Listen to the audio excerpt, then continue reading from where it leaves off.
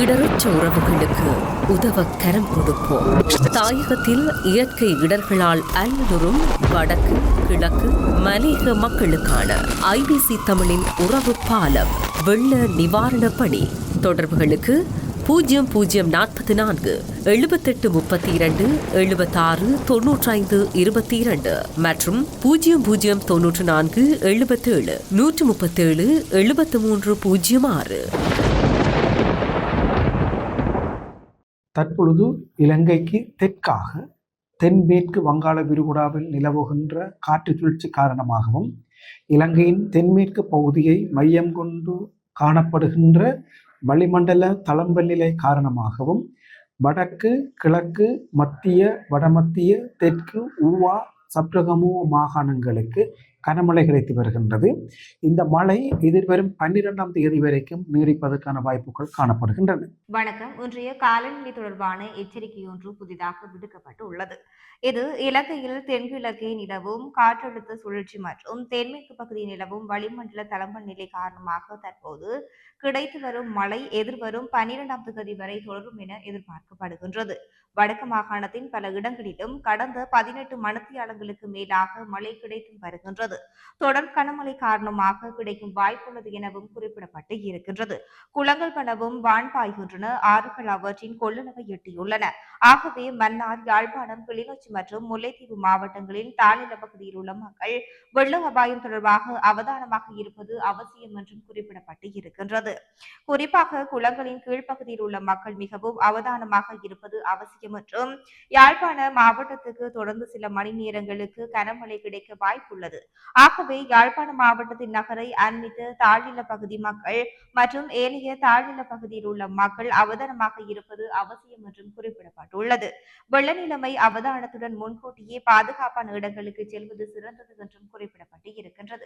மன்னார் மாவட்டத்துக்கு நீர் கொண்டு வரும் பாலியாறு, பரங்கியாறு போன்றவற்றின் நீரந்து பிரதேசங்களில் மழை கிடைத்து வருகின்றது. எனவே அப்பகுதியில் உள்ள மக்களும் அவதானமாக இருப்பது அவசியம் என்றும் குறிப்பிடப்பட்டு இருக்கின்றது.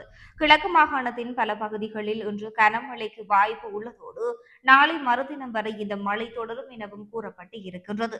மத்திய, தென், ஊவா, சப்ரகமு மாகாணங்களிலும் மழை தொடர்ந்து கிடைக்க வாய்ப்புள்ளது. எனவே அப்பகுதியில் உள்ள மக்களும் வெள்ளம் மற்றும் நிலச்சரிவு தொடர்பாக அவதானமாக இருப்பது அவசியம் என்றும் குறிப்பிடப்பட்டு இருக்கின்றது.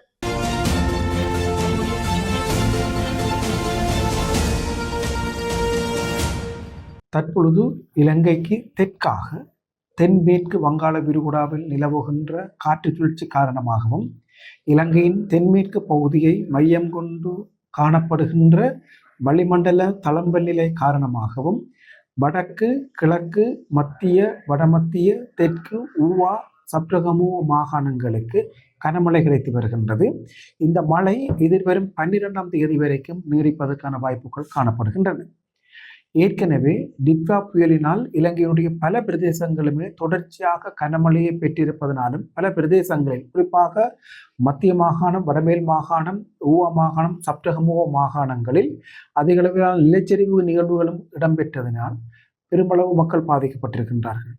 ஏற்கனவே கிடைத்த கனமழை காரணமாக நிலம் நிரம்பு நிலை அடைந்திருப்பதன் காரணமாக தற்பொழுது கிடைக்கின்ற மழை வீழ்ச்சி தொடர்ச்சியாக தரை மேற்பரப்பில் தேங்கி நின்று குளங்களுக்கும் சென்று வான்பாய்கின்ற ஒரு சூழ்நிலையில் தாழ்நில பகுதியில் தொடர்ச்சியான வெள்ள அனர்த்தம் ஏற்படுவதற்கான வாய்ப்புகள் காணப்படுகின்றன. ஆகவே மக்கள் இந்த வெள்ள அனர்த்தம் தொடர்பாக அவதானமாக இருப்பது அவசியமாகின்றது.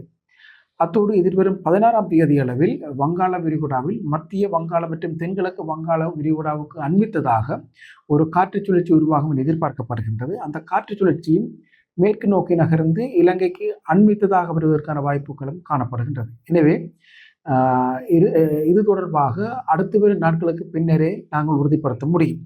எனினும் இது வடகல் பருவக்காற்றினுடைய உச்சகாலம் என்பதனால் அதிகளவான ஈரப்பதன் நிறைந்த காற்றுகளின் செல்வாக்கினால் இலங்கையினுடைய பல பிரதேசங்களும் எதிர்வரும் 16ஆம் தேதியிலிருந்து மீளவும் 22ஆம் தேதி வரைக்கும் மழையை பெற்றுக்கொள்ளும் என எதிர்பார்க்கப்படுகின்றது.